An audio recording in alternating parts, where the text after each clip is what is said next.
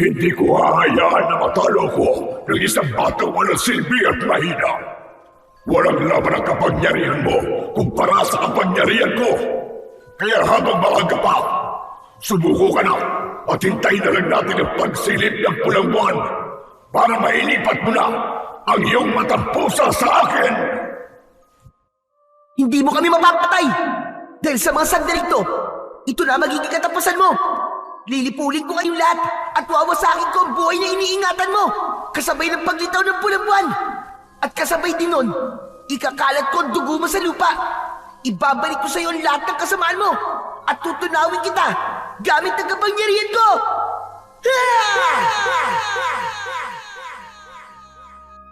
Magandang araw po sa inyong lahat.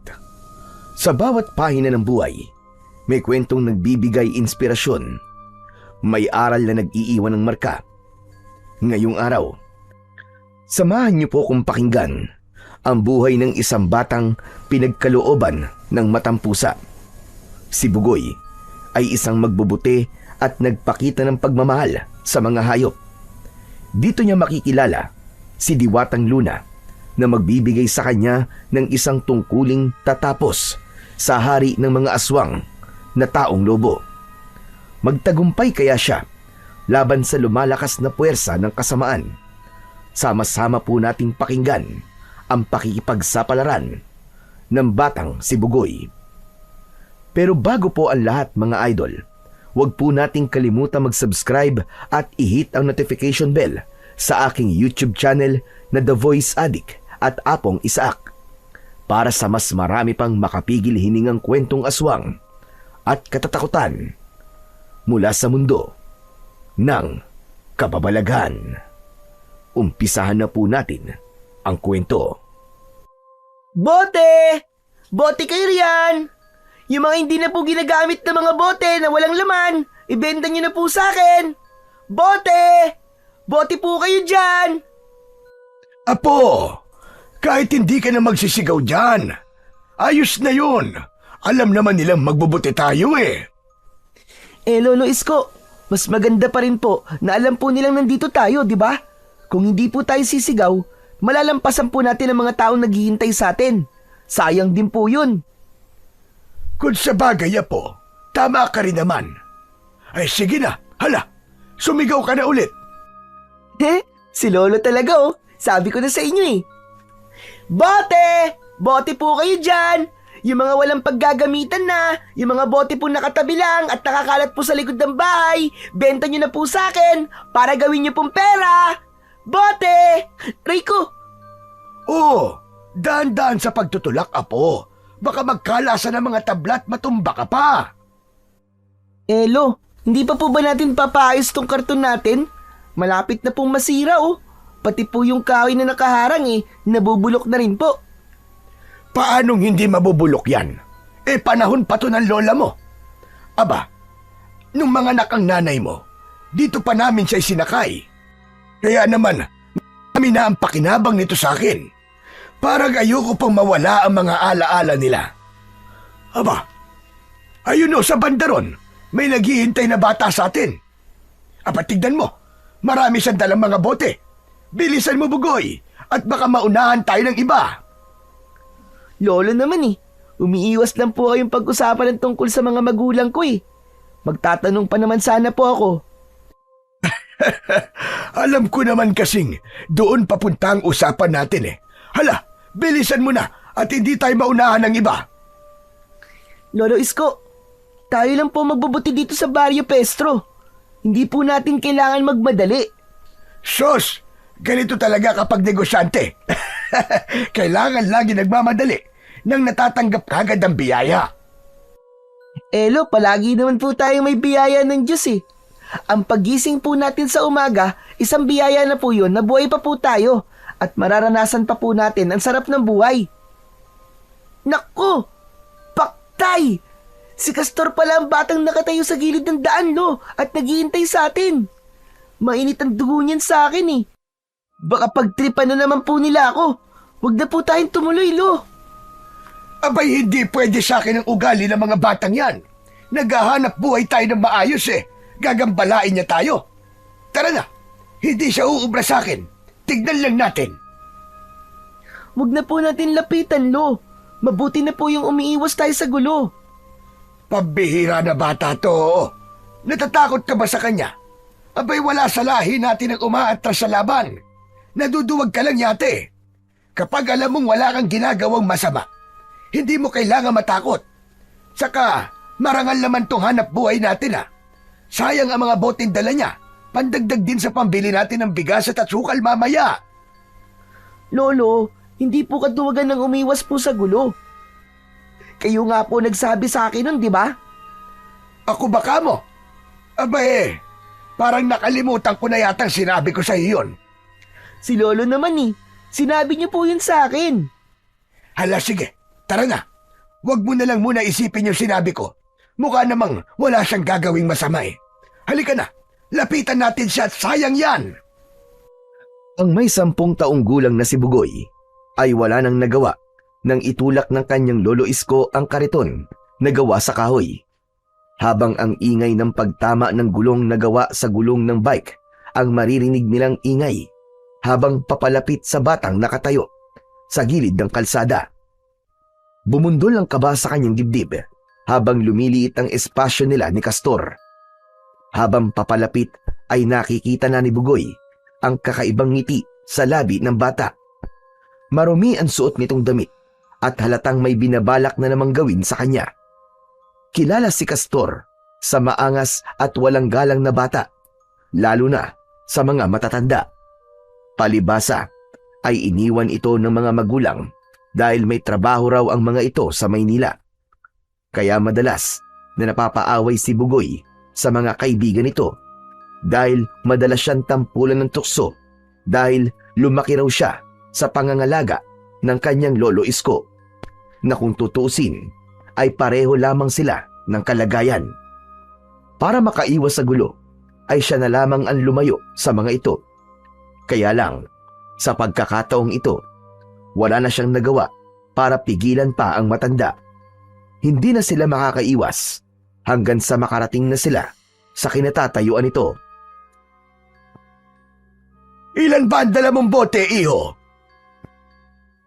Hehe, marami po at malinis na.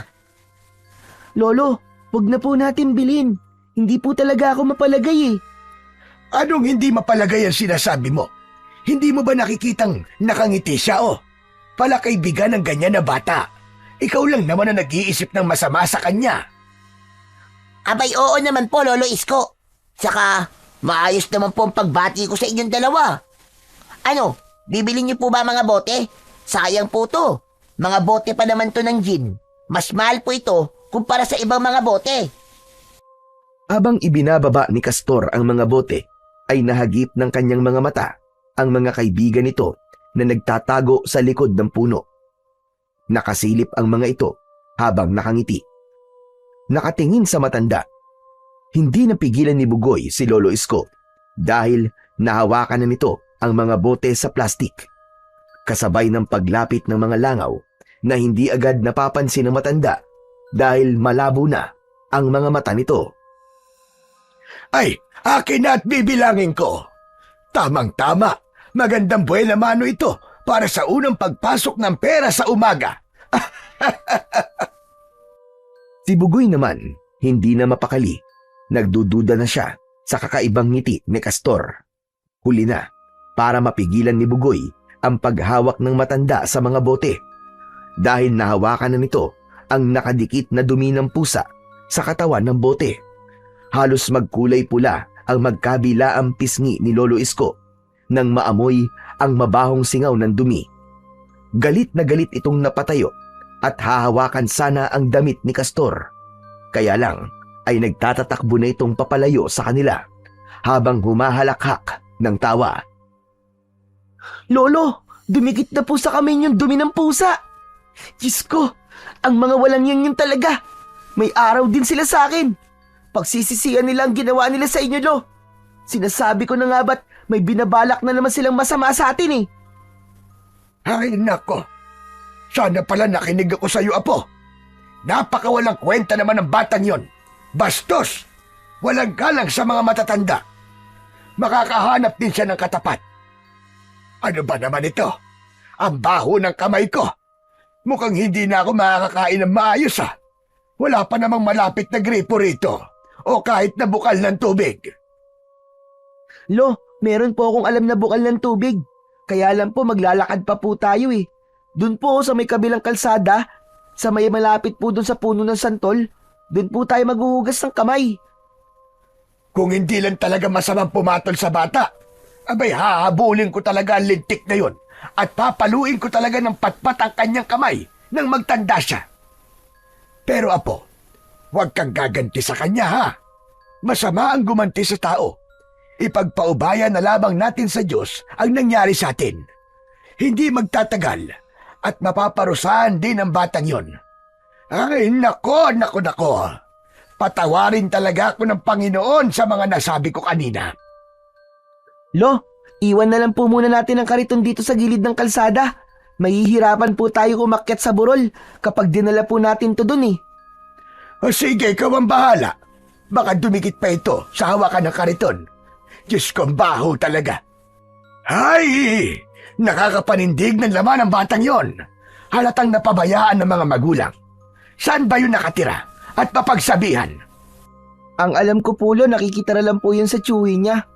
Wala po silang sariling bahay. Ikaw naman po kasi, Lo eh. May pasabi-sabi pa po kayo buena mano. Ayan tuloy. Na buena manuhan po kayo ng dumi ng pusa. Mukhang maraming ulam at kanin ang matitipid natin yan, Lo. Ba't talagang pinagtatawanan mo pa kung bata ka? Baka ihilamos ko to sa mukha mo, tignan mo. Para pareho na tayo mabaho nang hindi ka na makatawa dyan.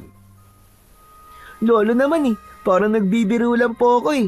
Baka po kasi tumaas ang presyon ng dugo nyo. Abay, sayang po ang buhay nyo, Lo. Balita ko pa naman po eh, may gusto po sa inyo si Lola Trinidad. Panay nga po ang dala ng ulam sa atin, di ba? Damuhong bata na ire. Huwag mong bibigyan ng mali siya ang pagbibigay ng ulam sa atin ni Trinidad. Mabait lang talaga ang matandang yun sa akin. Sus, kunwari pa po kayo eh. Ayan nga po, tignan nyo. Namumula po ang tigkabila ang pisngi nyo. Hoy, umiibig na si Lolo Isko. Pumapag-ibig na siya. Tumigil ka. Ikaw ha, kapag may nakarinig sa iyong ibang tao, humanda ka talaga sa akin. Diila mo lang ang walang latay. Masyado po kasi kayong nagpapalata eh. Kita ko naman po na may gusto rin po kayo kay Lola Trinidad. Aminin! Tila nawala ang lungkot ni Lolo Isko nang asarin siya ni Bugoy. Madalas kapag nakikita niya ang matanda na nalulungkot, ay pinapatawa niya ito. Pero sa kaibuturan ng kanyang puso, galit na galit siya. Isang emosyong pinipigilan niyang ipakita sa kanyang lolo.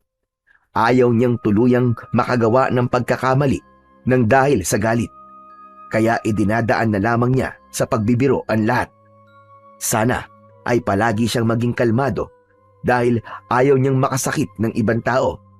Pero ibang usapan kapag ang mahal niya sa buhay ang nasasaktan. Nawawala ang pagtitimpi at parang dinudurog ng paulit-ulit ang kanyang puso sa tuwing naaalala niya ang reaksyon ng matanda sa ginawa ni Castor. Kulang na lang ay ibuntun niya ang galit sa lupa at ito ang kanyang dudurugin ng paa. Bugoy, iho! Malayo pa ba tayo? Nandito na po tayo, Lo. Nandun po yung pansalok ng tubig. Nakasabit po sa sanga ng puno ng santol. May mga umiigib din po ng tubig dito, Lo. Kaya may nakahandang malinis po na tabo. Itinuro ni Bugoy ang malinaw na tubig mula sa bukal na malapit sa ugat ng puno ng santol. Sa tulong ng lilim na mga dahon ng puno, ay napapanatili ang lamig ng tubig. Tuwang-tuwa ang matanda habang nagsasalok ng tubig at naguhugas ng kamay malayo sa balon. Hindi pa ito nasiyahan at uminom pa ito ng tubig sa bukal. Ang bukal ay tubig na nanggagaling sa ilalim ng lupa. Madalas ay tinatawag din itong buhay na tubig. Ngayon ko lang nalaman na merong bukal ng tubig sa lugar na ito, Apo. Salamat talaga sa Panginoong Diyos. Malinis na ulit ang mga kamay ko. Dito po ako madalas na tumatambay kapag nakakaramdam po ako ng pagod. Ang sarap po kasi ng hangin dito, Lo. Sariwa at nakakawala po ng problema. Magsasalita pa sana si Bugoy nang bigla siyang natigilan. Napalingon siya sa bahagi ng halamang gubat na nakasandal sa puno ng santol. Nakakunot ang kanyang noo na napatingin sa muka ng matanda. Tila narinig din ito ang mahinang ingaw ng pusa. Likas sa maglolo ang mag-alaga ng mga hayop, lalo na ang mga pusa. Katwiran ng dalawa ay swerte sa buhay ang mga pusa, lalo na sa trabaho at negosyo. Kamalasan naman ang dala sa buhay ng taong mananakit at papatay ng pusa. Naku, Lo, tignan nyo. Mukhang may itinapon na naman pusa sa gawing to. Ilang beses na po ako nakakakita ng pusa sa halaman na to, Lo. Tingnan nga natin, Apo. Mukhang mahina ang tunog ng kanyang pagnyaw. Parang may masamang nangyari sa kanya. Ilang hakbang lang ang ginawa ni Bugoy para makita kagad ang pusa sa ilalim ng halamang gubat. Hinawi niya ang mga daon at nanlaki ang kanyang mga mata. Nang tumambad sa kanyang paningin ang isang kulay puting pusa. Kulay asul ang mga mata nito. Kakaiba sa lahat ng pusa ang itsura nito. At sa kabila ng kagandahan ng anyo ng pusa, ay nakuha pa itong saktan ng taong may gawa nito. Patunay ang sugat nito sa paa, pati na ang ilang patak ng dugo sa lupa. Halata ang sakit sa bawat pagngiyaw nito, habang hinahabol ang hininga at hirap gumalaw. Abay, Diyos ko, Apo. Sino naman ang walang puso na gumawa nito sa pusang yan? Kawawa naman. Diyos ko, buhatin mo, Bugoy. Sugatan ang kanyang paa. Tumutulo pa ang dugo. Mukhang bagong tapon lang yan dito, ah. Patawarin nawa. Ano bang nangyayari sa mga tao? Ming, Ming, Ming, Ming, Ming, Ming, Ming. Ayos ka lang ba, Ming? Naku, halika nga, bubuhatin kita. Konting tiis lang, ha? Para magamot natin ang mga sugat mo. Tara, Apo, magmadali ka. Pumunta tayo dun sa kinaroroonan ng kariton nang madala natin siya sa bahay. Nang lumapat sa palad ni Bugoy ang payat na katawan ng pusa, ay nakaramdam siya ng kalungkutan. Nakita niyang hindi lang yun ang sugat na tinamo ng pusa.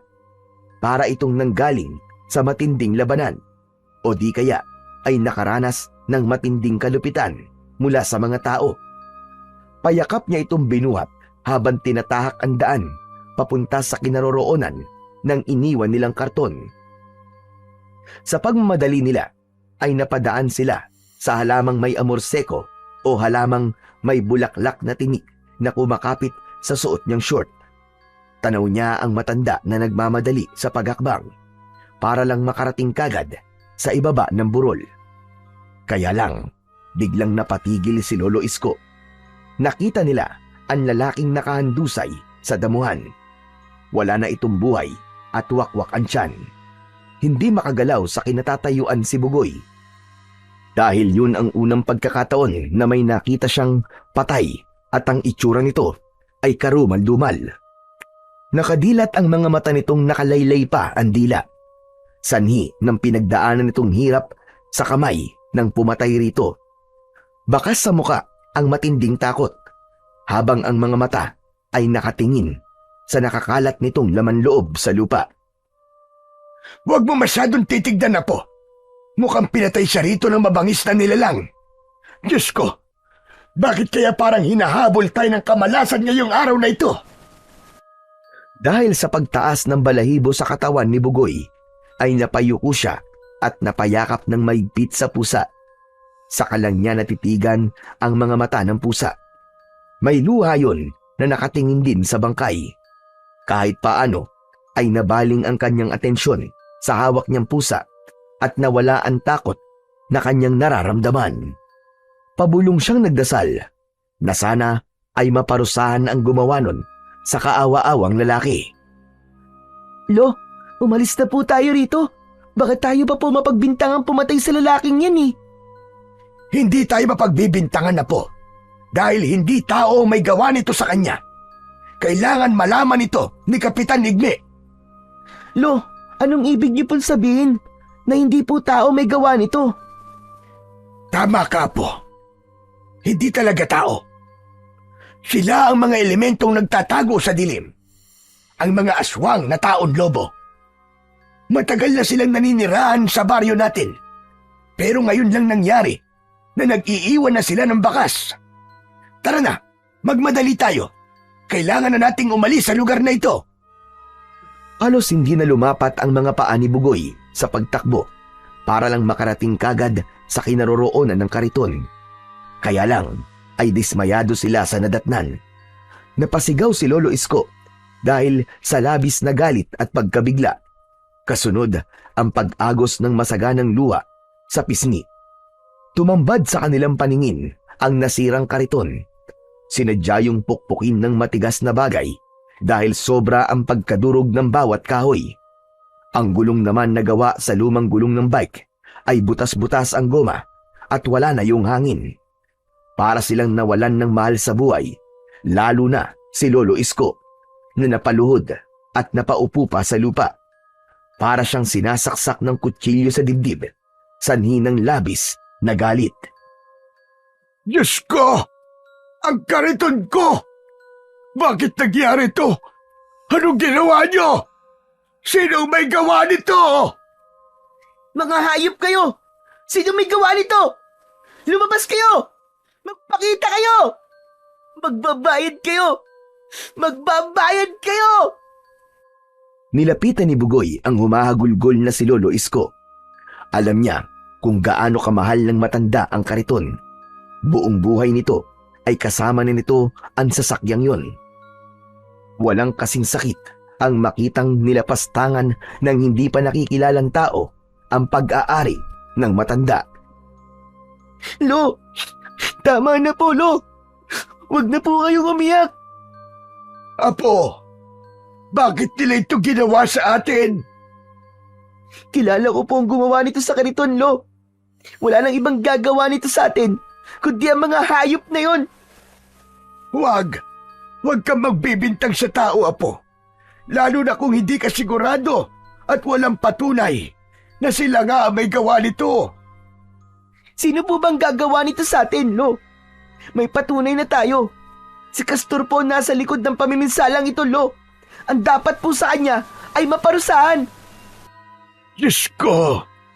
Paano na tayo ngayon? Sinira na ang tanging pinagkukunan natin ng pangangailangan sa araw-araw. Habang nag-uusap ang maglolo, ay biglang dumating si Kapitan Igme. Sakay ng tricycle na madalas na gamitin ng mga ito sa pagre-responde. Kasama ang mga tanod nito. Ang huling bumaba sa sasakyan ay si Castor. Inilapag sandali ni Bugoy ang pusa sa damuhan. Nakuyom naman niya ang kanyang kamao habang nakatingin sa nakangising si Castor. Hindi na nakapagtimpi ng galit si Bugoy nang makita ang muka ni Castor. Mabilis niya itong nilapitan at walang kaabog-abog na sinuntok niya ito sa muka. Bumagsak ito sa lupa, dala ng bugso ng kanyang damdamin. Sinakyan niya ito sa tiyan at paulit-ulit niyang pinagsusuntok ang muka nito hanggang sa pumutok na ang labi ni Castor. Inawat lamang sila ng mga tanod ni Kapitan. Bitiwan niyo ako! Bitiwan niyo ako! Mapapatay ko ang hayop na yan! Teka! Ano ba problema mo? Dahil ba sa dumi ng pusa, kaya ka nanakit, ha? Tigilan mo ako! Nagmamaang-maangan ka pa? Alam kong ikaw ay may gawa nito sa kariton namin ni Lolo Isko! Sinira mo ang kariton namin, hayop ka! Abay, kasalanan niyo yan. Parang harang kasi ang bulok niyong kariton eh. Pagpasalamat ka na lang at pinagpahinga ko na ang sasakyan niyo. Bulok na eh. Pinagtsatsagaan niyo pa? Narinig niyo po ba yung kapitan? Siya po ang sumira sa aming kariton. Irireklamo po namin siya. Parusahan niyo po siya, kapitan.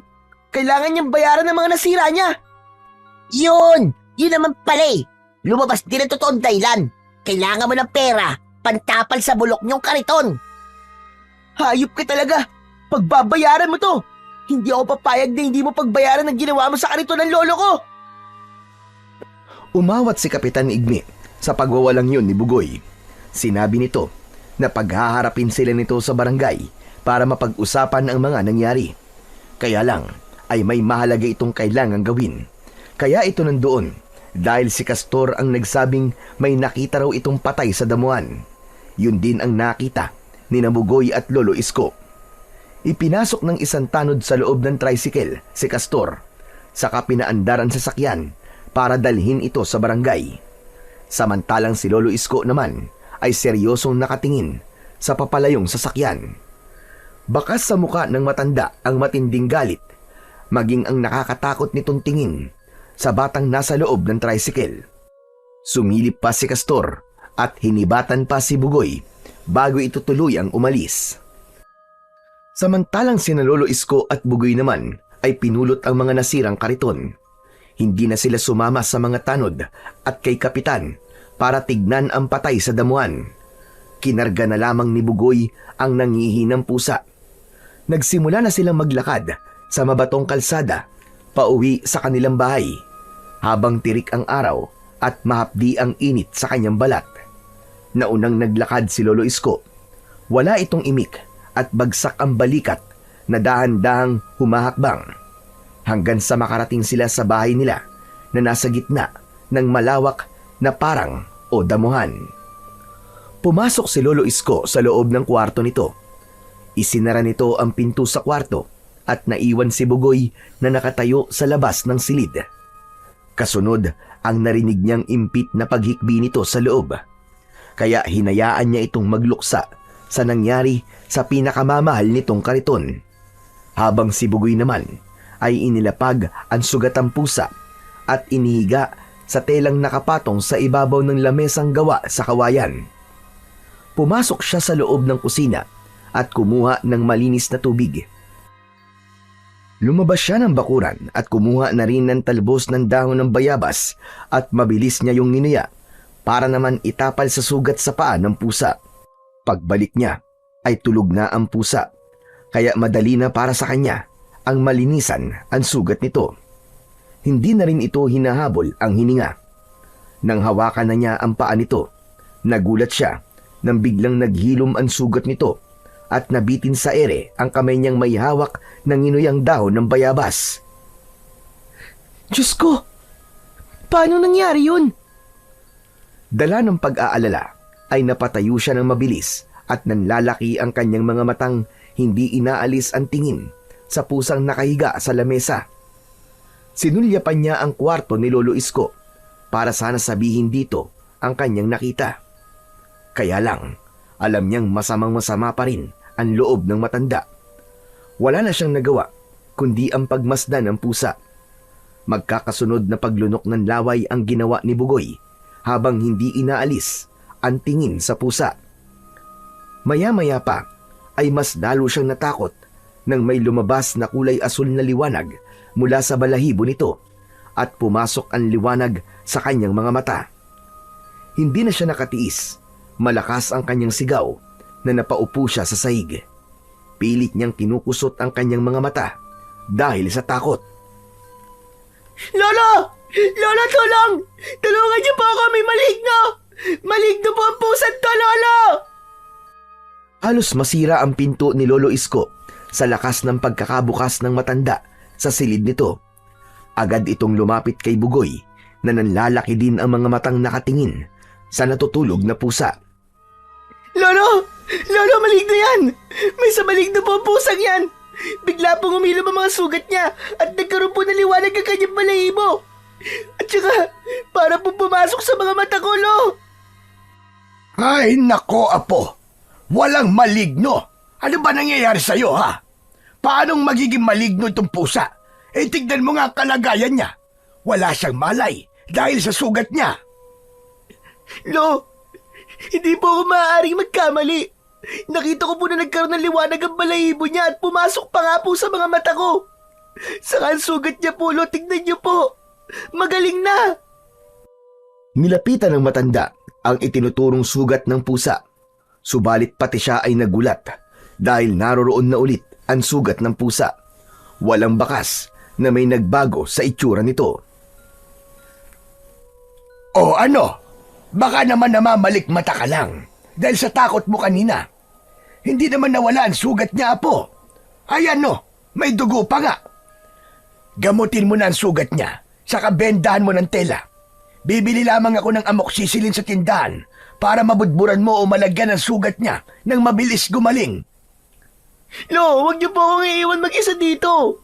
Natatakot po ako eh. Nakita ko po talaga kanina, Lo.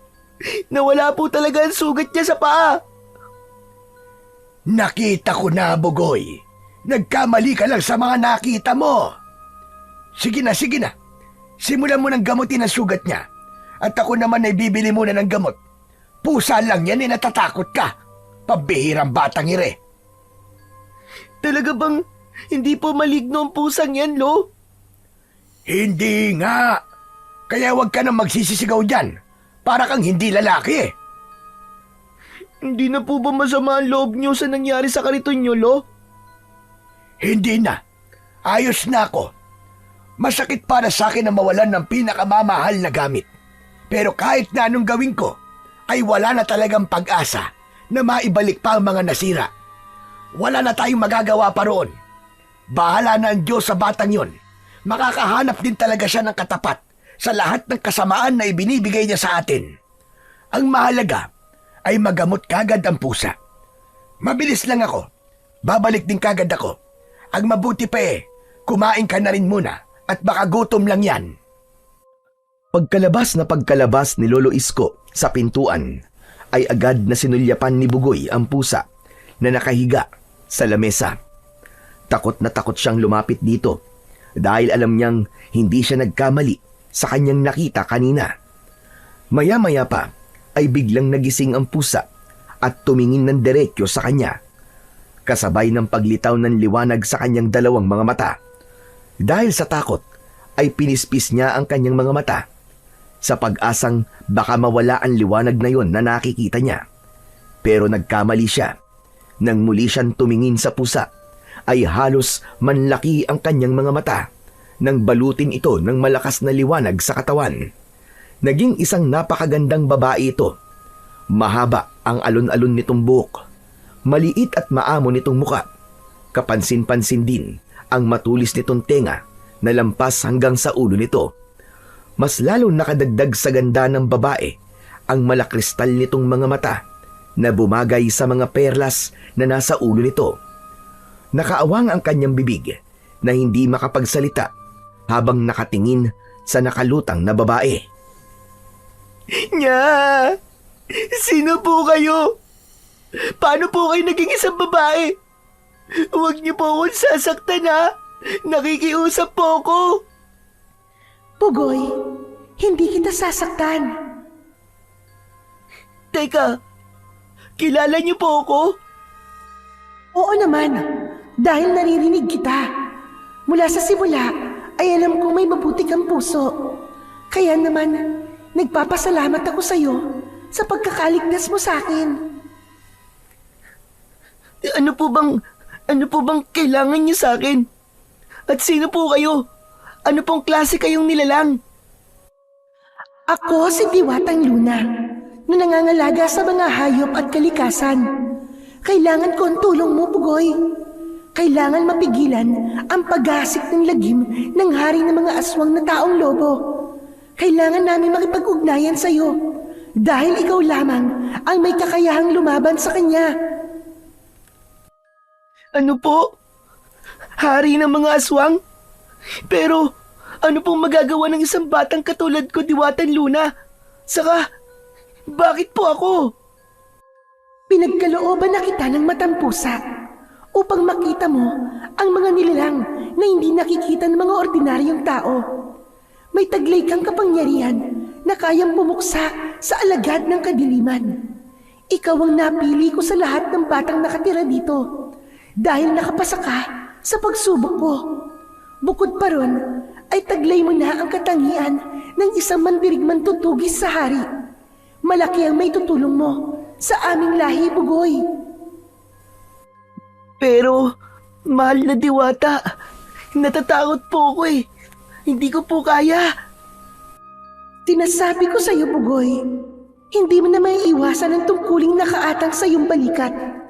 Pagpasok pa lang ng kapangyarihang liwanag sa mga mata mo, ay kaakibat na nito ang isang misyon. Isang tungkulin pupuksa sa mga kampon ng kadiliman. Kung hindi ka kikilos, manganganib ang buhay ng mga tao rito. Lalo na ang mga batang nananakit na mga hayop. Sila ang pangunahing pagkain ng mga aswang na taong lobo dahil humihigop sila ng masasamang enerhiya. Balak nilang kunin ang siyam na buhay ng pusa upang makamit ang walang hanggang lakas ng kapangyarihan. Hanapin mo ang mag-asawang unang tumulong sa akin. Natalo ako sa labanan at nagkaroon ng malubhang sugat sa katawan. Bihag ng hari ng taong lobo ang mag-asawang nagbigay sa akin ng pagpapahalaga. Tulungan mo akong mailigtas sila, Bugoy. Kaya po ba may sugat kayo sa paa?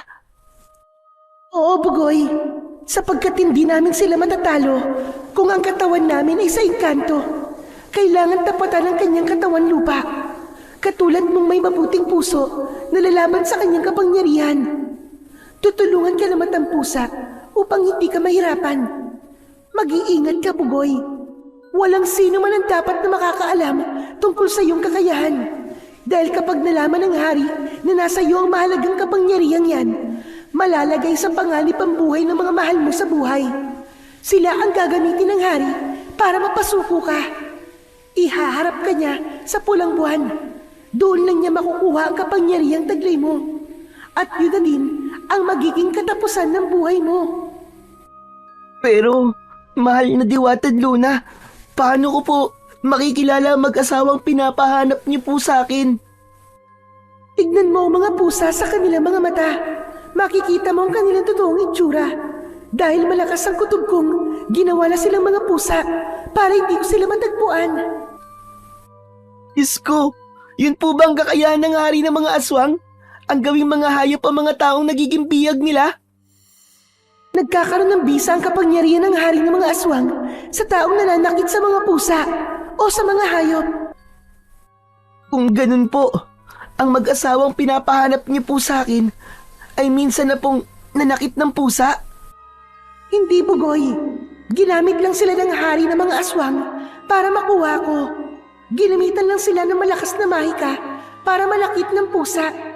Inuutusan na muna niya ang mga bihag na gumawa ng masama bago niya ginagawang pusa. At ganun din ang gagawin niya sa lolo mo sa oras na malaman niya na sa'yo ko ipinagkaloob ang mutya ng matang pusa. Diyos ko, wag naman sana madamay ang lolo ko, Diwata Luna. Bakit niya po ito ginagawa? Dahil sa oras na maging hayop na ang taong nagiging bihag nila, madali na nila itong maihaharap sa pagpula ng buwan. Ito ang ritual ng mga taong lobo para sa pagpapalakas at pagpapahaba ng kanilang mga buhay. Kukunin nila ang siyam na buhay ng pusa at sisipsipin ang dugo. Sabay-sabay silang papasnangin sa pagsapit ng takdang oras. Kailangan mo magpadali, Bugoy. Pigilan mo at wakasan ang dumarami niyang alagad upang maramdaman nila na meron ng kumakalaban sa kanila. Bulabugin mo sila para hindi na sila makapambiktima pa ng mga tao. Kasabay ng paglaho ng liwanag sa katawan ng babae, ang pagbabalik naman ito sa pagiging pusa. Tila nagkataon na sumilip rin si Lolo Isko sa pintuan at iginala ang paningin sa loob ng bahay. Pumasok ito sa loob at pinagmasdang mabuti ng matanda ang nakaupong si Bugoy.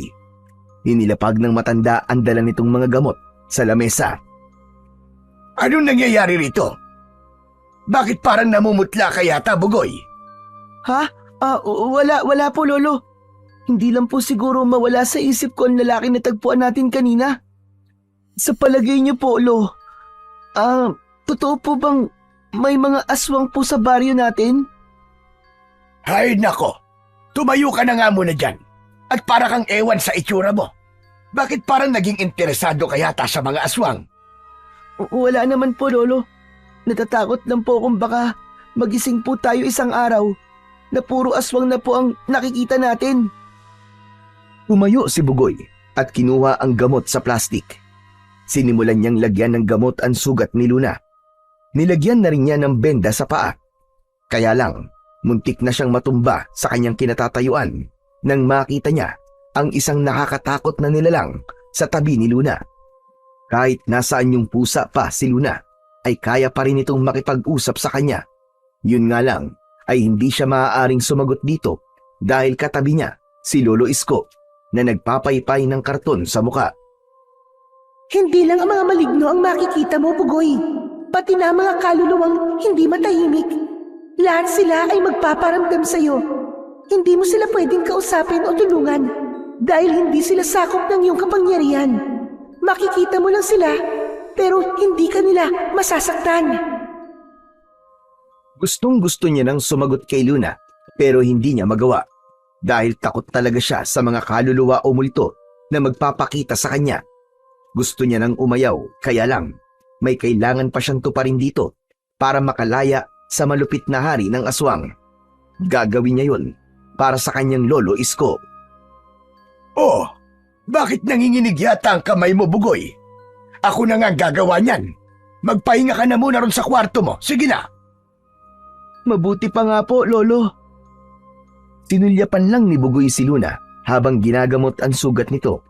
Pagpasok niya ng kwarto ay halos mapatalon siya sa gulat nang makita ang mga nakatayong maligno sa paligid ng kanyang katre.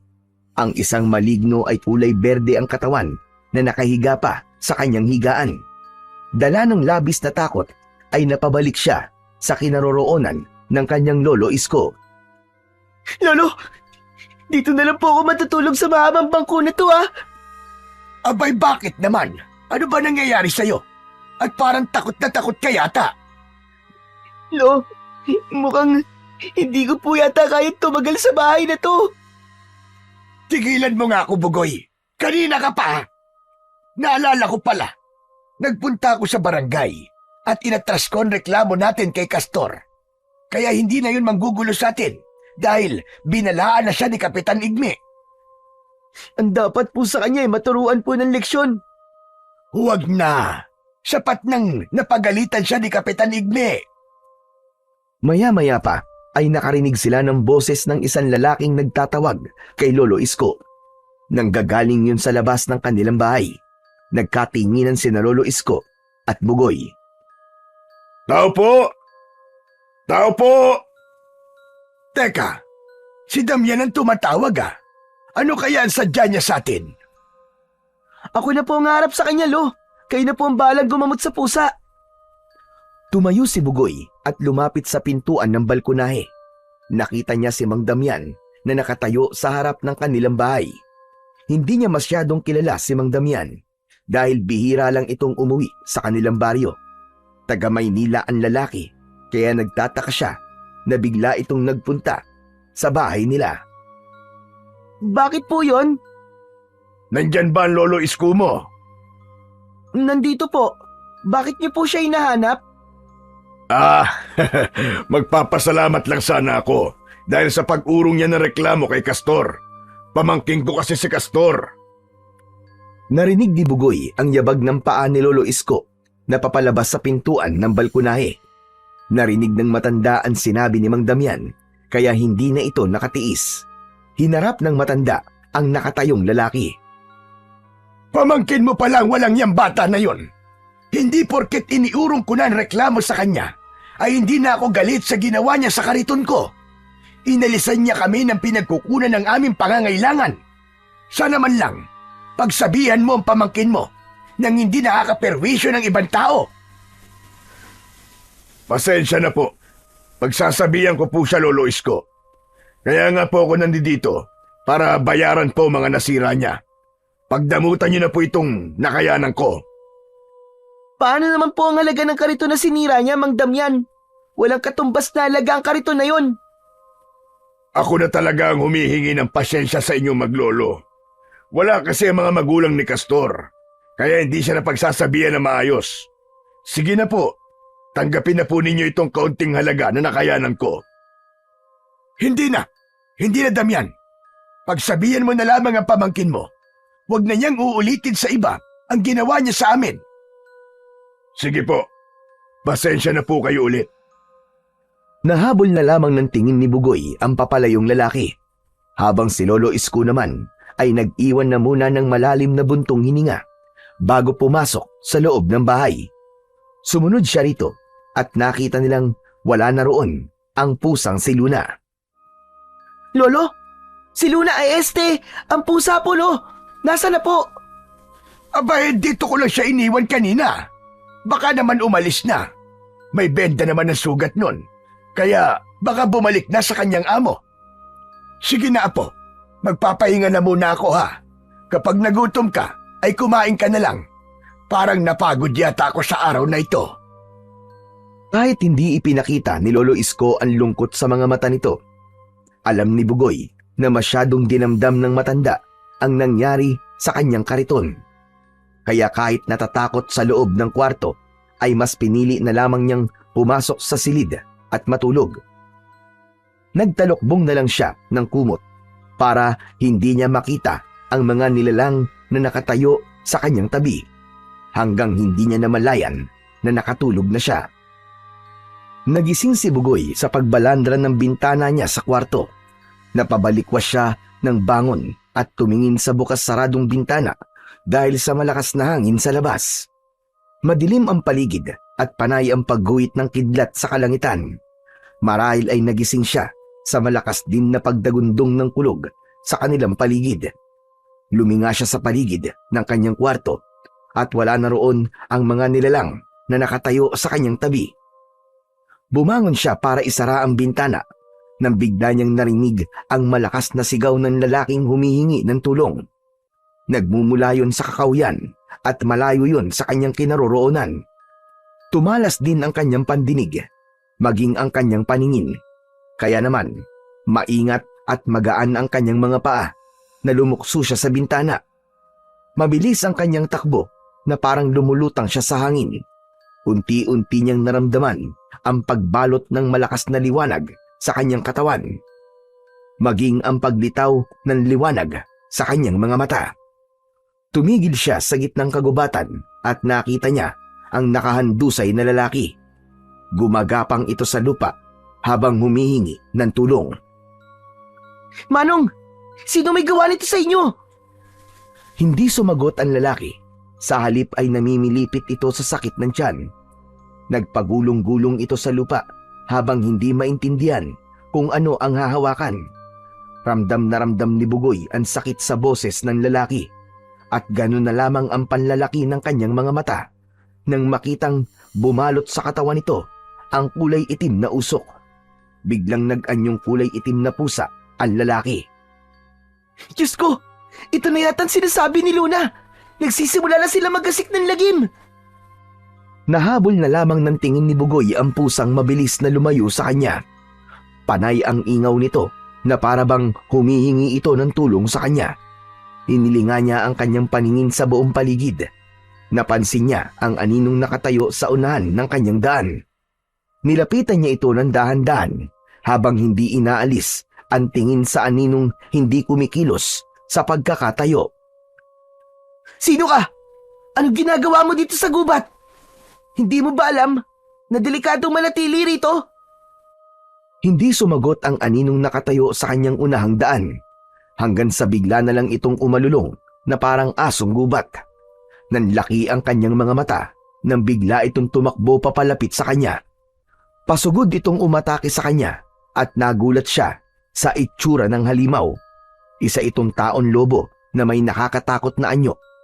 Lumitaw ang malalagari nitong mga ngipin na may kasamang malapot na laway. Lumundag itong pakagat sa kanyang leeg. Subalit naiwasan niya ang una nitong pag-atake. Hinawakan niya ang leeg nito at inihagis niya sa damuhan. Bumagsak ito habang umaangil na parang asong nasasaktan. Magkakasunod ito na umalulong na parabang nagtatawag pa ng kasamaan. Saka muling sumugod sa kanyang kinaroroonan.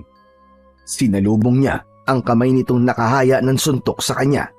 Gamit din ang sarili niyang kamao. Ubod lakas niyang kinontra ang kamao nito, sabay talon na mataas. Pumatak siya sa likod ng taong lobo at magkakasunod niyang sinuntok ang likod nito. Pasadsad itong bumagsak sa lupa habang umaangil na parabang asong nasasaktan. Nakita niya ang kulay itim nitong balahibo sa katawan na biglang nagkaroon ng hugis bilog na liwanag. Lumitaw si Luna sa kanyang tabi at ipinaliwanag nito kung ano ang ibig sabihin ng bilog na liwanag. Makinig ka, Bugoy. Ang nakikita mong liwanag sa kanyang tagiliran ay ang kahinaan ng kanyang katawan. Puntiryahin mo ang bilog na nakikita mo at mapapatay mo siya. Sa pagbukas ng iyong mga kamay ay biglang lilitaw ang malaapoy na latigo na papatay sa mga nilalang na magtatangka sa buhay mo. Saka muling naglaho sa kanyang paningin. Ibinuka nga ni Bugoy ang kanyang kamay at nagulat siya sa nakita niyang liwanag sa kanyang palad. Dahil nagkaroon ngayon ng nagliliwanag na latigo. Nababalutan yun ng apoy, kaya yun mismo ang inihagupit niya sa tagiliran ng aswang. Isang atake lang ng latigo ang ginawa niya at tuluyan na itong nalusaw sa kanyang harapan. Para itong nasunog na papel na sumama sa hangin ng abo. Ngunit bago pa man siya makakabawi sa pagkabigla, ay dumating pa ang 2 taong lobo. Isang kulay puti na may kulay itim na balahibo sa noo at isang kulay itim na taong lobo ang nakatayo sa kanyang harapan. Umaangil ang mga ito na nakadipa pa ang mga braso. Ito marahil ang tinawag ng napatay niyang aswang. Ipinakita niya ang paghagupit ng kanyang latigo sa lupa, subalit hindi natinag ang mga ito. Malakas ang mga itong umangil at magkasabay na sumugod sa kanya. Isang mataas na pagtalon ang ginawa niya, kaya naiwasan niya ang pagdakip ng mga halimaw sa kanya. Pinitik niya ng latigo ang likod ng kulay puting taong lobo at pasadsad itong bumagsak sa lupa. Bumagsak sa lupa si Bugoy habang nakabuka ang kanyang mga binti. Hinarap naman niya ang kulay itim na taong lobo at sunod-sunod niyang pinagpapapalo ang katawan nito nang umaapoy niyang latigo. Halos mabingi si Bugoy sa lakas ng atungal ng mga taong lobo dahil sa sakit at pagkapaso ng katawan nito mula sa umaapoy niyang latigo. Nilapitan niya ang mga ito at sunod-sunod na pinagsususuntok sa tiyan kung saan pinuntirya naman niya ang kahinaan nito. Sumuka ng dugo ang mga ito hanggang sa magkikikisay ang katawan at nalagutan ng hininga. Grabe! Hindi ako makapaniwalang natalo ko sila! Diwatang Luna! Nasaan ka? Magpakita ka po sa akin! Pero hindi nagpakita si Luna sa kanya, kaya alam niyang wala ng banta ng panganib sa paligid. Hinanap niya ang pusang nakita kanina para iuwi sa kanilang bahay. Walang kaalam-alam si Bugoy na ang kanyang anyo ay nagbago na rin. Kahawig na siya ng pusa, kaya kahit sino ang makakita sa kanya ay hindi na siya makikilala. Pero agaw pansin ang malakas na liwanag sa mata niya na sa palagay niya ay kahawig din ng mga mata ng isang ordinaryong pusa. Bumalik siya sa kanilang bahay dahil hindi niya na nakita ang pusang nakataka sa kanya. Nag-alala siyang baka sa mga sandaling yun ay nagtataka na ito sa naging pagbabago sa anyo nito. Sa bintana ulit siya dumaan. Pagbagsak niya sa saig ay umikot lang siya ng 2 beses at muling bumalik ang kanyang dating anyo. Nangihinang napaupo siya sa gilid ng katre habang pinagmamasdan ang kanyang mga kamay. Muling lumitaw sa kanyang harapan ang diwatang si Luna. Mag-iingat ka sa mga ikinikilos mo, Bugoy. Hindi nila dapat malaman kung sino ka. Dahil kung hindi, aatakihin nila ang kahinaan mo. Ibinalik ko na rin sa dati ang nasira niyong kariton. Subalit, iniba ko lang ang itsura upang hindi mahalata ni Lolo Isko. Gamitin mo ang kariton sa lihim na pagmamatsyag sa buong baryo. Kung dati bumibili ka ng mga bote, ngayon naman ay mag-iipon ka ng mga pusang nakakalat sa kalye. Ililigtas natin sila sa kamay ng hari ng mga aswang. Teka, ano pong ibig niyo sabihin, Diwatan Luna? Hahanapin ko po mga taong ginawang pusa ng hari ng mga aswang? Ganun na nga, Bugoy. Kailangan maunahan natin si Haring Bagubo. Nasa panganib ang mga tao sa oras na makasama ang mga pusa sa ritual. Magiging halimaw sila at papatay ng mga tao para sila ay mabuhay o di naman kaya ay tuluyan na silang mamamatay. Dalhin mo rito ang mga pusang makukuha mo. May proteksyon ng kariton at sa oras na mailagay mo na ang mga pusa sa loob ng kariton, hindi sila makikita ng mga aswang na naghahanap din sa kanila. Ang mahirap pa nito, hindi halos nararamdaman ng kapangyarihan mo ang presensya ng hari kapag nasaan yung tao ito. Kaya mag-iingat ka, Bugoy, dahil baka nakakasalamuha mo na siya, ngunit hindi mo pa alam. Sabay na napalingon sina Luna at Bugoy sa pagbubukas ng pinto ng silid niya. Iniluwanon ang kanyang lolo Isko na nagkukusot pa ng mga mata. Saka tinignan kung sino pa ang kasama niya sa loob ng kwarto. Sino ba ang kausap mo, Bugoy? Ano ba ang pusa na sinasabi mo? Kanina pa ako nagtataka sa mga naririnig ko sa'yo. Wala po, Lo. May nakita po kasi akong pusa sa loob ng silid ko. Pinaalis ko lang po. Hala, sige, matulog ka na. At masyado ng malalim ang gabi.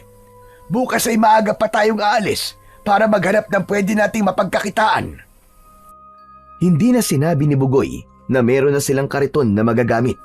Hahayaan na lamang niyang makita ng matanda na meron na itong kariton sa labas ng kanilang bahay. Nang lumabas sa kanyang silid si Lolo Isko, ay sakalang nakaramdam ng antok si Bugoy. Dahil sa naganap na pakikipaglaban ni Bugoy sa mga kampon ng kadiliman, ay mabilis siyang nakatulog nang dahil sa pagod. Kinabukasan ay malalakas na pagsigaw ang narinig ni Bugoy mula sa labas ng kanilang bahay. Kaya alam na niyang nakita na nito ang kariton na sinasabi ni Luna kagabi.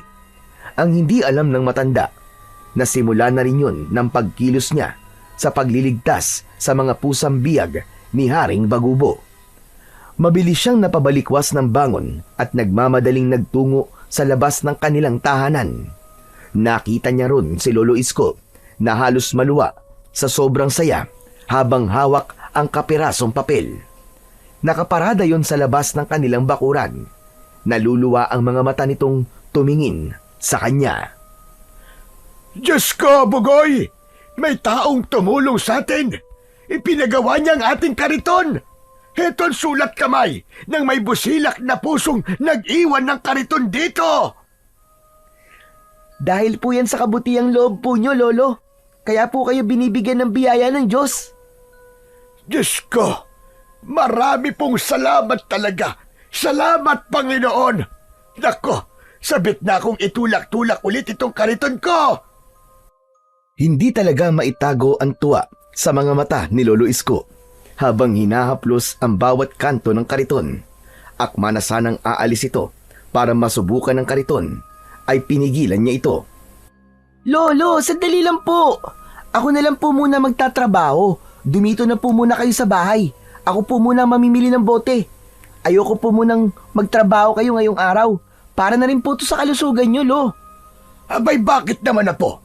Biglang-bigla naman yata ang pagpigil mo sa akin. Gusto ko pa naman sanang subukan kagad ng kariton natin. Lo, ayoko na pong maulit ang nangyari sa atin sa daan habang naglalakad tayo.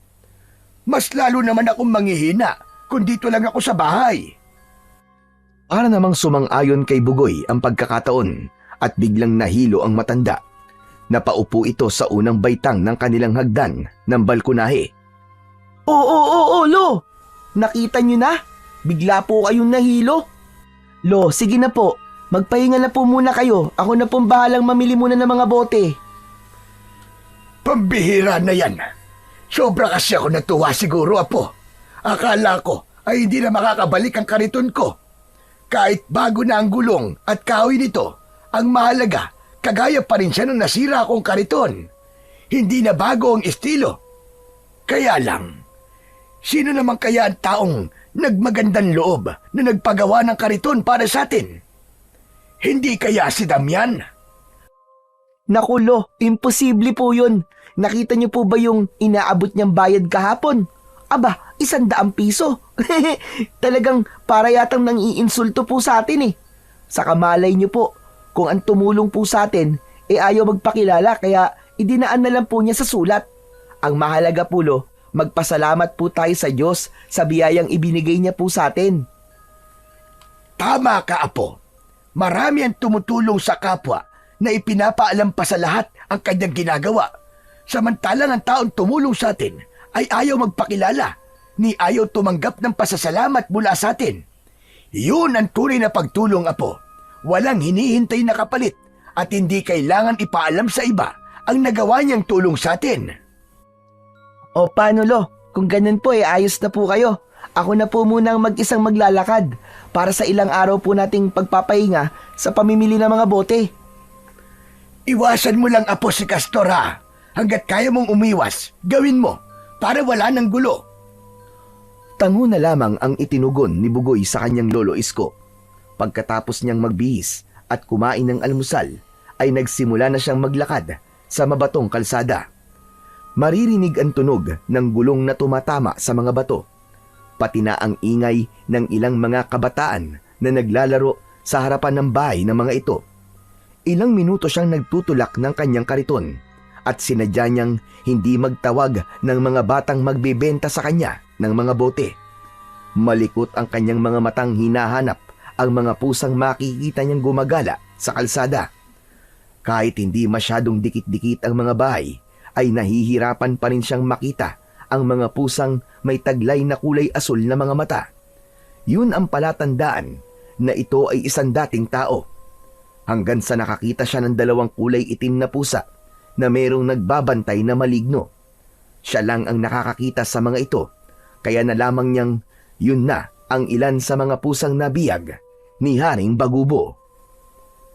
Kapag sumapit ang pulang buwan, ay mawawala ang mga ito sa sarili at kusang pupunta sa lugar na pagdadausan ng pagriritwalan para sa pagsasagawa nito ng pagpatay sa mga biyag. Tinitigan niya ang mga ito. Kusang lumapit ang 2 pusa at sumampa sa kanyang kariton. Nagkaroon ng liwanag ang bawat gilid ng kariton, indikasyong may bumalot na rito na proteksyon para hindi ito mapansin ng mga alagad ng hari ng aswang. Maya-maya pa ay natanaw niya ang grupo ni Castor kasama ang 4 nitong mga kasama. Pinagtutulungan ng mga itong pahirapan ang 2 pusa na nagpupumiglas dahil sa takot. Nilapitan niya ang mga ito at napansin niya kagad ang mga kalmot sa kuko sa braso ng batang si Castor habang pinagtatawanan ang mga pusang hawak nito. Aba, aba! Talagang siniswerte tayo ngayong araw na to, ah. Tingnan mo nga naman kung sino ang dumating. Abat, nakabili na pala kayo ng bagong kariton, ha? Kanino galing ang perang ipinambili nyo dyan, ha? Kay Tito Damian ba? Ayoko ng gulo, kaya umalis na kayo sa harapan ko. Ang kailangan ko yung pusang hawak nyo. Pati ang walang kamuang-muang na mga pusa, pinahihirapan nyo. Talagang sagad na sa buto ang kasamaan nyo.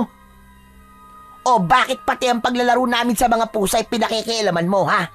Gusto mo ba't tamaan? Huwag niyo akong subukan, Castor. Hindi ko pa nakakalimutan ang ginawa niyo sa lolo ko at sa karito namin. Kaya nakikiusap ako. Huwag niyo akong piliting lumaban sa inyo dahil hindi niyo magugustuhan ang gagawin ko sa inyo. Aba, mga tol, narinig niyo ba yun? Pumapalag na tong duwag na to, ah.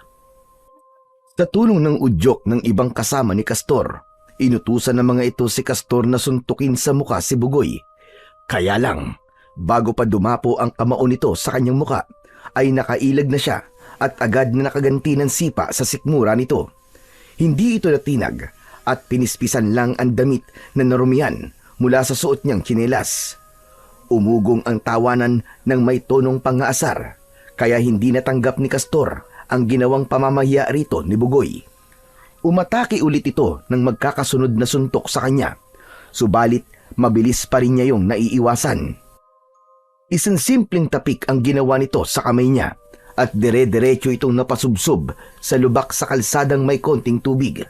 Sumubsob ang mukha nito sa lubak at hindi kagad nakabangon. Kaya naman, sumugod na rin ang iba pa nitong mga kasama at pinagtulungan siya ng mga ito na suntukin. Ngunit katulad ng nangyari kay Castor, isa-isa rin bumagsak ang mga ito sa lubak na binagsakan ni Castor. Sa kanya ito nilapitan. Magpasalamat kayo at wala akong balak na tuluyan kayong saktan. Dahil nangako ko kay Lolo, naiiwas ako sa gulo. Kaya lang ay hindi yun nangyari. Kaya sa susunod na magkikita tayo, hindi lang yan ang aabutin nyo sa akin. Hayop ka, Bugoy. May araw ka rin sa amin. Naunahan mo lang ako, eh. Pagsisisihan mo ang ginawa mo. Gaganti talaga ako sa'yo. Hihintayin kita, Castor. Hindi ako natatakot sa banta mo. Isang nakakalokong ngiti ang sumilay sa labi ni Bugoy habang pinagmamasdan ang nabasang mga damit ng mga ito. Sa isip niya ay naiganti na niya si Lolo Isko. Alam niyang masama ang ginawa niya, kaya lang ay ipinagtanggol lamang niya ang kanyang sarili. Sa kanya tinitigan ang 2 pusa na hindi umaalis sa lugar kung saan ito ibinaba ng mga kaibigan ni Castor. Dinampot niya ang mga ito habang panay ang ngiyaw at inilagay sa loob ng kariton. Nilisan niya ang lugar na yon, naiwan si Castor at ang kaibigan nito na nakahiga pa rin sa kalsada. Nahabol lamang siya ng tingin ng mga ito. Buong araw na naglibot si Bugoy sa buong baryo hanggang sa abutan na siya ng pagdilim sa daan. Lumabas muli ang malakas na liwanag sa kanyang harapan at nakita niya si Luna na nakalutang sa hangin. Masaya ito sa nakitang 16 na pusang nakaupo lang sa kariton at hindi umaalis. Masamang balita, Bugoy. Hindi ko alam kung paano magsisimulan sa'yo ang biglaang pagbabago sa plano natin. Bakit po, Diwatan Luna? Nalaman kong mamayang hating gabi na ang pagsikat ng kulay pulang buwan. Ang ibig sabihin lang nito, mamaya na isasagawa ang ritual at ang nakuha mo mga bihag ay wala pa halos sa kalahati ng nabiktima ni Haring Bagubo. Marami pang pusa ang nawawala. Ano po? Hindi ko alam na nagawa ng paraan ni Haring Bagubo ang pagtatago sa kulay pulang buwan at ngayon ko lang nalaman na ngayon na isasagawa ang ritual. Pero mahal na Diwatan Luna, paano po mga pusang ito? Itago mo sila sa bahay niyo at saka mo na lang ipaliwanag sa lolo mo kung ano ang dahilan ng ginagawa mo. Bilisan mo, kailangan natin paunahan ang mga pusa sa pagpunta sa pusod ng kagubatan para sa pagsasagawa ng ritual. Halos hindi lumapat sa lupa ang mga paa at mga gulong ng kariton ni Bugoy dahil sa pagmamadaling makauwi sa bahay ni Lolo Isko. Kaya lang, biglang bumundol ang kaba sa kanyang dibdib nang makitang sira at wasak ang dingding ng kanilang balkonahe. Nagkalat ang mga gamit sa labas na parabang may nagpambuno sa loob ng kanilang bahay. Nagmamadali siyang umakyat sa itaas at pumasok sa loob ng kubo nila. Nakita niya ang mga engkantong nagbabantay sa matanda at sinabi ng mga itong may kumuha sa matanda. Isang taong lobo na kumaladkad sa kanyang lolo. Parang pinagsakluban ng langit at lupa si Bugoy. Magkahalong takot at pag-aalala ang naramdaman niya. Hindi! Hindi maaari ito! Si Lolo Isko! Hindi ko dapat siya iniwan! Patawarin niyo po ako, Lolo! Hintayin niyo po ako! Ililigtas ko kayo! Umiiyak na napaupo si Bugoy sa upuan na nakaharap sa lamesa. Nakita pa niya ang pagkaing nakahain sa ibabaw ng lamesa para sa kanya. Kaya mas lalo siyang nag-alala dahil nasa panganib na ang kanyang Lolo Isko. Maya-maya pa ay narinig niya ang kaluskos sa labas ng kanilang bahay. Mabilis siyang lumabas ng kanilang kubo, ngunit bigla rin ang pagbalandra niya sa dingding nang maramdaman niya ang pagtama ng kamao sa kanyang sikmura. Bumagsak siya sa saig at naramdaman niya ang pananakit ng kanyang tiyan. Nahirapan siyang huminga. Pumasok ang kulay itim na taon lobo. Umaangil itong parang asong galit habang tumutulo pa ang laway na nakatingin sa kanya. Pinilit niyang tumayo at umikot ng 2 beses sa ere. Lumitaw ang matang pusa niya na nagpaatras sa kalaban. Bumalot ang liwanag sa buo niyang katawan. Kaya naman, nasilaw ito na napataklob pa ng braso sa mga mata. Nagkaroon ng pagkakataon si Bugoy na atakihin ito sa pamamagitan ng kanyang kamao. Sinundan niya ang paglitaw ng hugis bilog na liwanag sa katawan nito. Yun ang kanyang pinuntirya. Magkakasunod na suntok ang pinakawalan niya sa tagiliran nito. Kaya't pasadsad itong bumagsak papalabas ng bahay. Pumatak ang katawan nito sa mismong hagdanan at halos mapaigik ito sa sobrang sakit. Mabilis siyang lumapit dito at sinakal niya ito sa leeg. Hayop ka! Saan niyo dinala ang lolo ko? Saan? Magsalita ka! Saan niyo dinala ang lolo ko? Bawat tanong ni Bugoy ay isang suntok sa muka ang kanyang pinapakawalan. Galit na galit siya sa ginawa ng hari na mga ito sa pagdukot sa kanyang pinakamamahal na lolo. Hindi na kinaya ng aswang ang lakas ng kamao ni Bugoy at napilitan itong ituro kung nasaan ang kanyang lolo Isko. Nalaman niyang ginawa ng pusa ang matanda. Tumayo siya habang naluluwa sa galit. Lumabas ang kanyang latigo sa kanyang kamay at hinagupit niya ng paulit-ulit ang katawan ng aswang. Natunaw ang katawan ng taon lobo dahil sa apoy na dumikit dito. Umalingasaw ang mabahong amoy mula sa nasusunog na balahibo ng hayop. Hindi pa man siya nakakabawi ng lakas. Tumilapon si Bugoy sa halamanan ni Lolo Isko.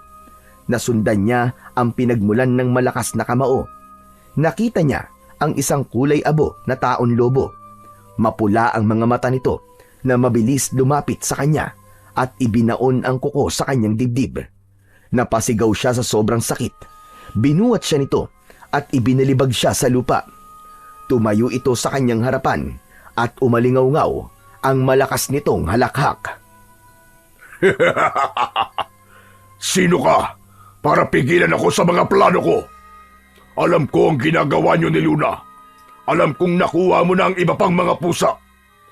Ang buong akala ba ninyo ay porkit malayo sa akin ang mga pusa na yan, ay hindi ko makukuha ang kanila mga buhay? Diyan kayo nagkakamali. Saan man sulok sila naroroon, hanggat abot sila ng sikat ng pulang buwan, ay wala silang takas. Hindi sila makakaligtas sa kapangyarihan ko. Hindi ka magtatagumpay! Ibalik mo sa akin si Lolo Isko ko! Ibalik mo siya sa akin! Hindi ako magpapakahirap ng ganito kung mauuwi na sa wala ang lahat ng mga pinaghirapan ko. Marami na akong pinagdaanan. Hindi mo na ako mapipigilan! Akma na sanang susugod ito papalapit sa kanya nang biglang lumitaw si Luna at ito ang nakipaglaban sa hari ng mga aswang. Kitang-kita niya ang pagbagsak ni Luna sa lupa habang nasugatan ito sa braso.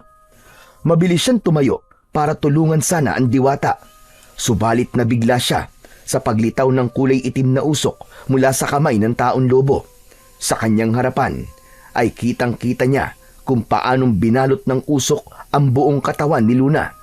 Unti-unti itong naging pusa hanggang sa tuluyang mahawakan ito sa batok ng aswang. Diwata Luna! Anong ginawa mo sa kanya? Ibalik mo siya sa dati niyang anyo! Hindi pa natatapos niyan ang pagpapakita ko ng lakas ng aking kapangyarihan! Mga demonyo kayo! Pakawalan niya ako! Pakawalan niya ako!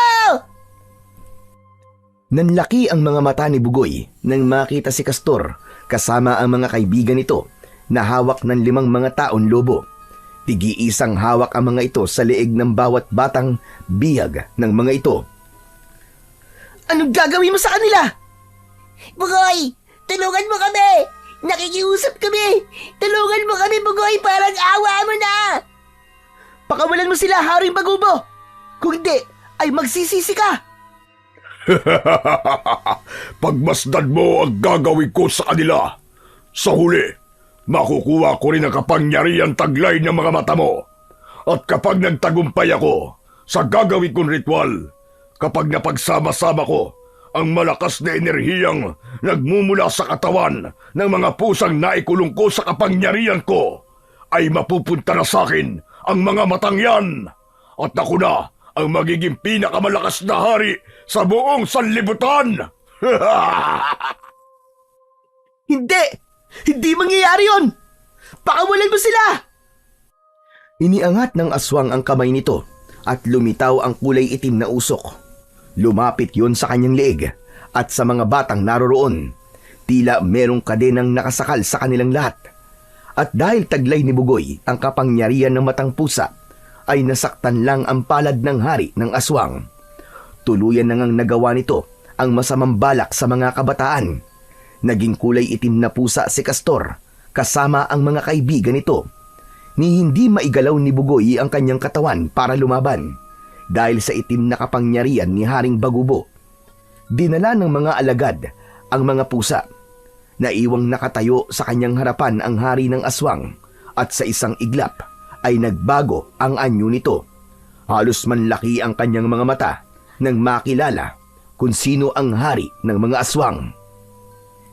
Ikaw? Ikaw si Mandamyan ah! Ikaw pala si Haring Bagubo, hayop ka na nagtatago sa katawan ng isang tao! Ang sama mo! Paano mo nagawa to? Pati ang pamangkin mong si Castor ay ginawa mong pusa! Talagang wala kang kasing sama! Kampon ka ng demonyo! Hindi ko sa totoong pamangkin. Wala akong bahid ng dugo sa kanyang katawan. Dahil ang kanyang mga magulang ay kasama na rin sa aking mga biyag. Ang lahat ng mga nakikialam sa mga plano ko ay alipin ko na. Ikaw lang ang hindi ko pa nakukuha. Hayop ka! Magbabayad ka, demonyo ka! Puro kang gawa, kulang naman sa gawa. Marami na napapahamak ng dahil sa kahinaan mo. Kung gusto mo silang iligtas, sumunod ka sa akin at sa harap nila mismo ipapatayin kita. Kasama ang mga mahal mo sa buhay. Lalo na ngayong nabiyag ko na ang diwatang si Luna. Wala ka nang magiging laban sa akin. Mabilis itong nagpalit ng anyo at mula sa pagiging tao ay naging isang mabangis na taong lobo ulit ito. Tumakbo ito sa kagubatan at naglaho sa kakawian. Nanghihina naman ang katawan na napaupo si Bugoy sa lupa. Saka lang siya nakawala sa pagkakagapos ng kapangyarihang itim sa katawan niya. Wala siyang nagawa nang gawing pusa ang mga kabataan at napasulyap siya sa kanyang kariton. Kitang-kita niya na nakaupo lamang ang mga pusa sa sahig ng kariton habang bakas sa mga mata ang kalungkutan at paghingi ng tulong sa kanya. Maging ang mga engkantong umiiyak na nakabantay sa kanya ay dismayado rin nang matangay ni Mang Damian ang diwatang si Luna. Tila nawawala na siya ng pag-asang mailigtas pa ang mga biyag, kaya't inipon niya ang buo niyang lakas at mabilis na tumakbo pahabol sa mga kalaban. Sinundan niya ang amoy ng hari ng mga aswang. Lakad at takbo ang ginawa niya para lamang maabutan ang mga ito. Para nang binabayo ang dibdib niya sa pag-aalala para sa kanyang lolo Isko at sa iba pang mga bihag. Habang ang malakas na hampas ng hangin na bumabangga sa kanyang muka ay tila apoy naman na nagpapatindi sa kanyang galit. Mataas ang talon na nagpalipat-lipat siya sa mga puno. Pasadsad siyang tumigil sa pagtakbo nang makita niyang nakaharang sa daan niya ang hari ng mga aswang. Nakangisi itong naglalaway ang bibig na tila ba nagpapahabol pa sa kanya. Kusa siyang dinadala sa lugar kung saan ito gagawin ang ritual. Umatake siya rito sa pamamagitan ng paghagupit niya ng malaapoy niyang latigo. Mabilis siyang naiwasan ng kalaban at nakakaganti sa kanya ng pagkalmot sa kanyang katawan sa pamamagitan ng matutulis nitong mga kuko. Kitang-kita niya na naghilom ang kanyang sugat sa dibdib. Bago niya muling hinabol ang hari ng aswang, hanggang sa sumapit sila sa gitnang malawak na lupa na walang makikitang damo na nakatanim. Sa gitna ay ang maiingay na mga pusa na nakakulong sa hawla na kahoy. Kasabay ng pagbabalik sa anyong tao ni Mang Damian, tumayo ito sa tuktok ng malaking bato at natatapatan ng bilog na buwan. Hindi na ako makapaghintay sa pagsilip ng pulang buwan. Makikita na ng lahat ang unti-unting pagsanib ng buhay ng mga pusa sa aking katawan. Makakaipon ako ng mga buhay at kailanman ay hindi na ako mamamatay. Maghahari ako ng matagal sa buong kalupaan. Lalo na kapag napunta na sa akin ang matang pusa mo, Bugoy. Hindi! Hindi mangyayari yon! Dahil pipigilan kita sa abot ng aking mga kaya! Tutunawin ko ang iyong katawan hanggang sa mawalan ka ng silbi! Ibabalik kita sa impyernong demonyo ka! Kasama ang mga alagad mong kampo ng kadiliman! Kung kaya mo akong labanan, habulin mo muna ako habang hindi pa sumisilip ang pulang buwan. Alam mo bang pinahirapan ko muna ang yung lolo Isko bago ko siya ginawang pusa? Muli itong nagsataong lobo Nagpahabol ito sa kanya at dahil sa matinding galit niya sa ginawa nito sa kanyang lolo Isko, inatake niya ito ng kanyang latigo. Tinamaan ito sa paa, kaya naman bumagsak ito sa mabatong lupa na agad din namang bumangon. Mabilis itong tumakbo papalayo sa kanya. Nawala ang pagkaaswang nito dahil yun sa epekto ng latigo sa katawan nito, kaya't sinubukan itong lumayo sa kanya. Talagang hindi siya nito tinitigilan.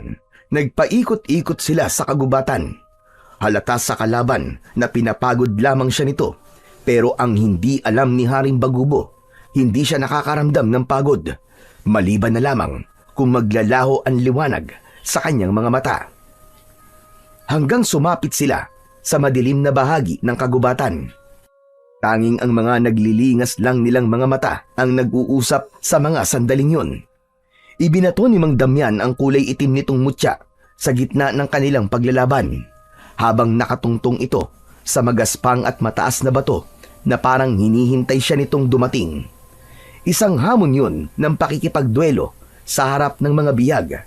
Sa likod nito ay ang bilog na buwan na walang liwanag, kundi ang kulay puting kalangitan ang nagsisilbing tanglaw sa unti-unting pagbabago ng anyo ni Mang Damian. Kitang-kita niya na humaba ang mga kuko nito sa daliri. Inihawak yon sa balat nito sa leeg na unti-unting natutuklap para magpalit ng anyo.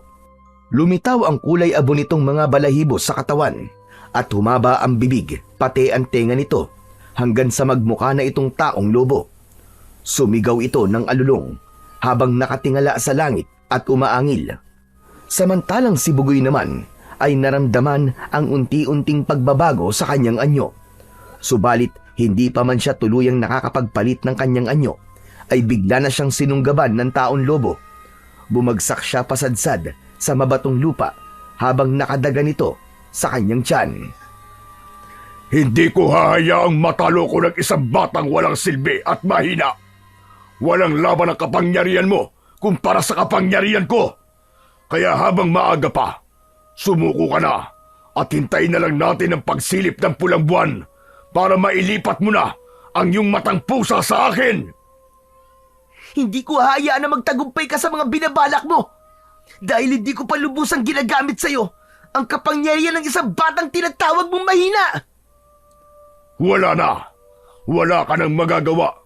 Ginawa ko na rin pusa ang lolo mo. Kaya hindi ka na makakatakas. Magkasama ko kayong papatayin ng hayop mong lolo Isko. Hindi mo kami mapapatay, hayop ka!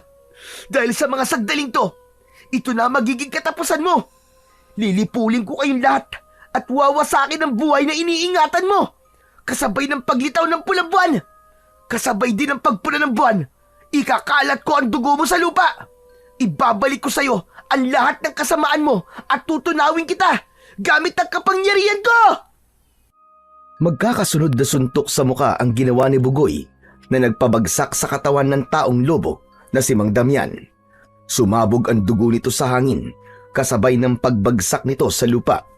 2 beses itong gumulong at bumalandra ang katawan sa malaking bato na nakaharang sa daan. Tumayo si Bugoy, dala ng matinding galit sa ginawa nito sa kanyang lolo at kay Luna. Sumigaw siya ng malakas na parabang meron siyang balat na pinupuntirya sa katawan. Lumabas ang mahahaba niyang kuko na parang kasing talas ng blade. Nahawakan ni Bugoy ang kanyang muka at lumitaw ang malakas na liwanag sa kanyang mga mata.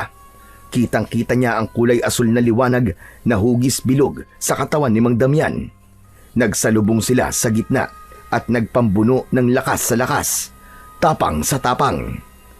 Maririnig ang malalakas nilang pag-angil at tunog ng pagbagsak ng katawan ng taong lobo sa lupa. Hindi makontrol ni Bugoy ang kanyang galit at sa isang iglap ay lumaki ang kanyang katawan na katumbas ng katawan ng kalaban. Umalulong ang taong lobo dahil sa takot at ingaw naman ang maririnig sa boses ni Bugoy. Muli silang nagsuntukan at nagpalitan ng mga suntok. Hindi na kinaya ni Mang Damian ang lakas ng kapangyarihan ni Bugoy. Bumagsak muli ito sa lupa at hindi na nakabangon. Hindi ka magtatagumpay sa pagkakataong ito dahil ako na ang magiging tagapagtanggol ng mga pusang ginawa mong alipin. Halika rito! Ipapakita ko sa mga alagad mo kung paano kong wawasakin ang katawan ng kanilang hari! Huwag kang magmalaki na kaya mong gawin ito sa akin dahil tuwag ka at kahit nagtatago ka sa kapangyarihan taglay ng mata ng pusa ay wala ka pa ring binatbat kumpara sa akin! Mas lalo lamang nitong ginalit si Bugoy kaya naman hinawakan niya ito sa kamay at pasadsad sa lupa na hinila niya ito at ipinagbalibagan sa bawat kanto ng mga batong madadaanan nila. Dinampot niya ang kulay itim na mutya na inihagis nito kanina at itinapon yun sa malayo. Sa kanya kinalmot ito ng kanyang kuko sa dibdib, sa muka at sa katawan. Maging ang kanyang kuko ay nabalutan din ng liwanag. Nag-iiwan yun ng malalalim na sugat na hindi kayang pagalingin ng kapangyarihan ng hari ng mga aswang. Hanggang sa para na itong naging isang lantang gulay. Sa kanya inatake ng suntok ang tagiliran nito kung saan ay naroon ang kahinaan nito. Kasunod ng pagbagsak sa lupa ni Mang Damian, ang paglitaw naman ng kanyang latigo sa kanyang mga kamay. Hinagupit niya ito ng paulit-ulit hanggang sa matunaw ang buo nitong katawan. Sumama ang nagbabaga nitong katawan sa hangin at sumabog sa ere hanggang sa tuluyang nawasak at naglaho sa kawalan. Nanghihinang bumagsak sa lupa ang batang si Bugoy. Muling bumalik ang dati niyang anyo. Isang batang may maamong muka. Isang batang hindi masaya sa nakamit niyang tagumpay dahil maraming mga buhay ang nagsakripisyo para sa labanan nilang yon ni Mang Damian.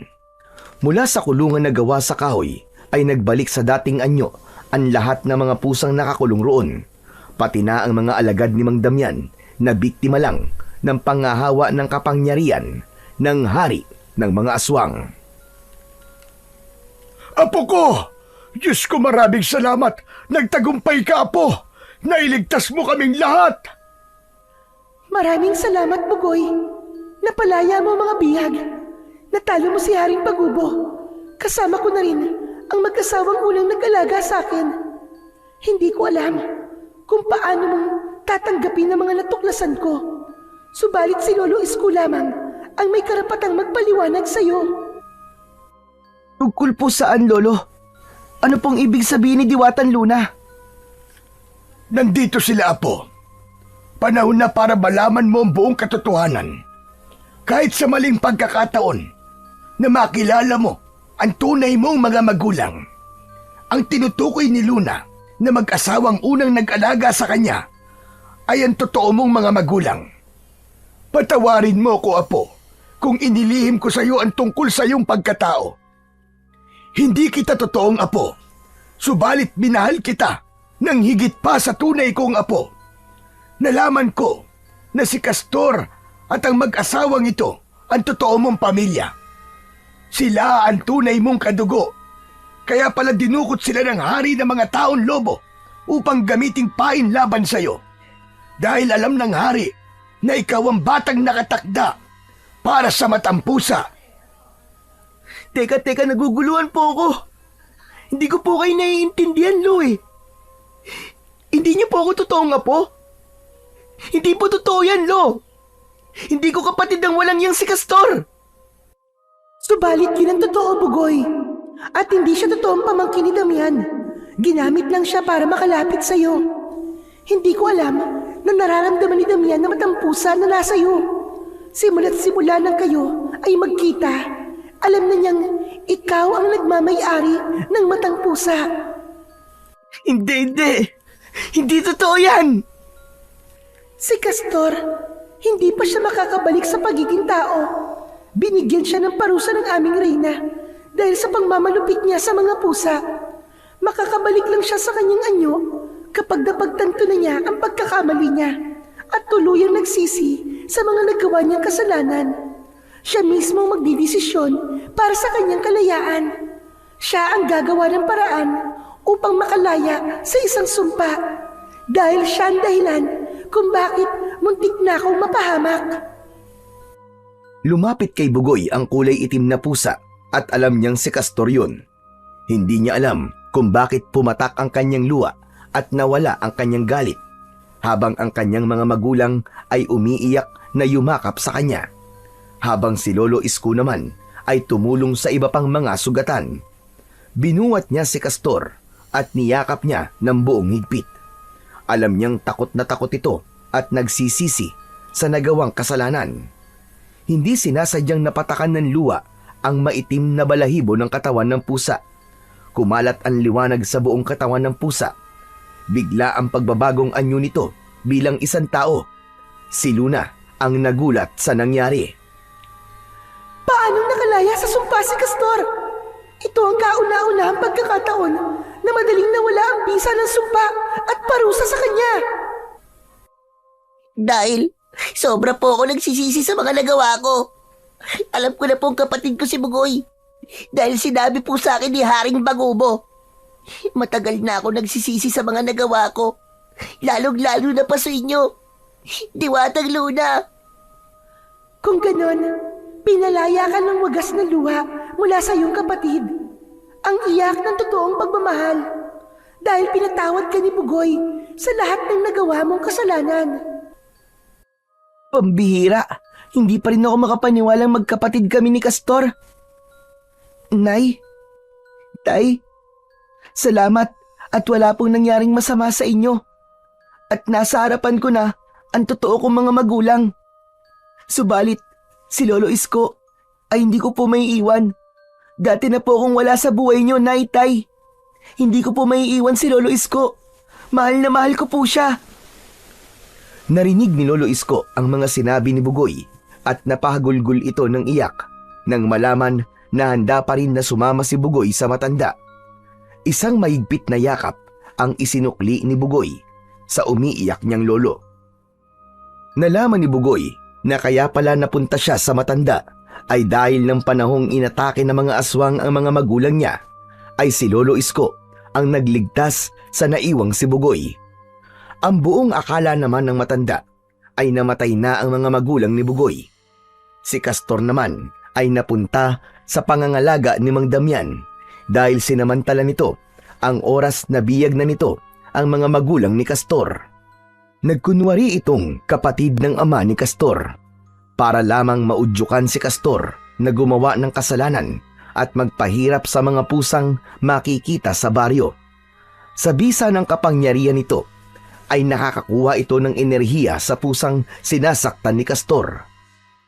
Dahil sa boteng una nitong nilagyan ng dumi ng pusa, ay yun din ang naging dahilan kung bakit natunton ng hari ng mga aswang ang kinaroroonan ng batang pinagkalooban ng mutya ng matang pusa. Ang pananakit sa mga hayop ay katumbas ng pananakit sa mga tao. Dahil iisa lang ang lumika sa ating lahat. Bawat isa ay merong pantay-pantay na karapatang mabuhay. Lahat ay dapat na mahalin at ingatan. Ang mga pusa ay may sariling buhay, damdamin at pangangailangan. Sila ay nilalang na may karapatang mabuhay ng payapa at ligtas. Sa mga lipunang may matang edukasyon at pangunawa, ang pagmamalasakit sa mga hayop ay hindi lamang isang opsyon, kundi isang tungkulin na dapat bigyang halaga. Sana ay kinapulutan ng aral ang kwentong inyong napakinggan. So yon mga idol, sana po ay nagustuhan nyo ang ating kwento sa araw na ito. Ngayon naman po, ay dumako na po tayo sa inyong pinaka-nire-request at pinaka-hinihintay na shoutout portion. Pasensya na po pala sa mga hindi po masya-shoutout ngayon, pero pipilitin ko po sa mga susunod na kwento ay maibibigay ko na po ang inyong request. Ano pa pong hinihintay natin? Heto na po. Shoutout po kay Mayhani from Moscow, Russia. Shoutout po, Shepherd Idnara. Shoutout daw kay Ferdinand Arandia at Arandia family. Dito daw po sa Dao, Capiz. Shoutout po, Nelson Sao ng Agora Market, Navotas. Shoutout po, Megan Mostales. Shoutout po, Cesar Montero. Shoutout po, Mary Ann Anastasio from Hong Kong.